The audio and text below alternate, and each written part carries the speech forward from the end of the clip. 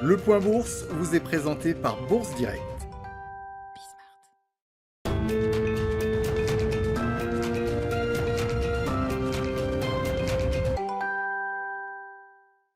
Clôture dans le vert ce soir pour le CAC 40. L'indice parisien gagne 0,12% à 6515 points.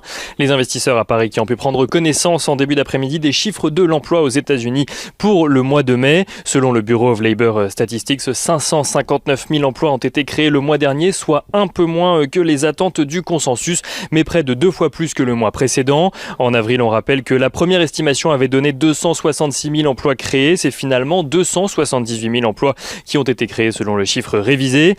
Des créations d'emplois moins fortes que prévues, donc dans un contexte où, on le rappelle, les entreprises américaines ont du mal à recruter, notamment sur les postes peu qualifiés, alors que plusieurs États américains continuent de maintenir les aides sociales en lien avec la pandémie. En ce qui concerne le taux de chômage sur le mois de mai, celui-ci passe de 6,1% en avril à 5,8% donc au mois de mai, un recul plus fort qu'anticipé pour le coup.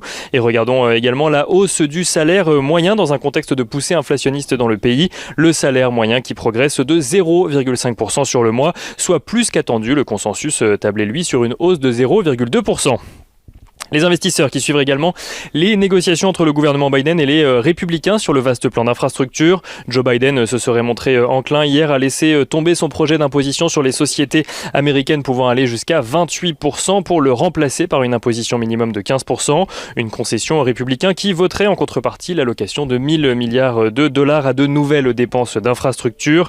Et notons à présent sur le plan géopolitique qu'à la suite de la déclaration du ministre des Finances russe de sortir les actifs libellés en dollars du Fonds national souverain, annonce faite lors du Forum économique de Saint-Pétersbourg, c'est au tour de Vladimir Poutine d'estimer lors de ce même forum que la Russie pourrait arrêter d'utiliser le dollar pour les transactions liées au pétrole et au gaz, accusant les États-Unis de se servir de leur monnaie comme une arme de guerre économique. Les investisseurs qui ont également pu suivre quelques statistiques aujourd'hui, on notera que les ventes au détail pour le mois d'avril en zone euro reculent plus que prévu. Leur volume a diminué de 3,1% sur le mois, là où le consensus anticipait plutôt un recul 2 fois moins élevé.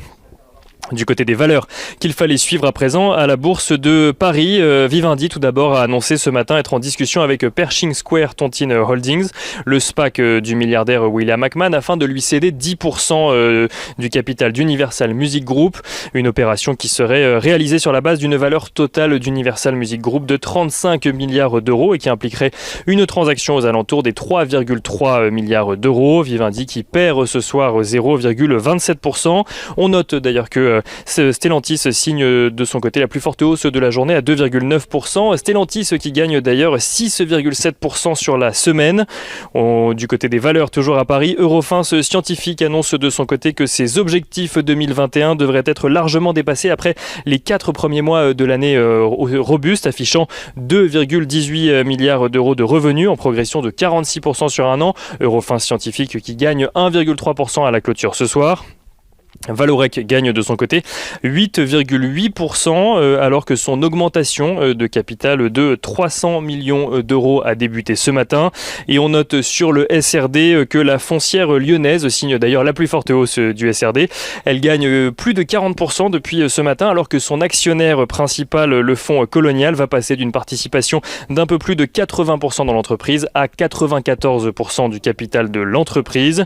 Et on finit ce point ce soir avec l'agenda de la journée de lundi. Lundi, les investisseurs pourront prendre connaissance des commandes à l'industrie au mois d'avril en Allemagne, mais aussi de l'indice Sentix de confiance des investisseurs en zone euro. Une journée calme du côté donc des statistiques ou des actualités avant une semaine qui sera marquée par le Conseil des gouverneurs de la BCE ou encore l'inflation au mois de mai aux États-Unis.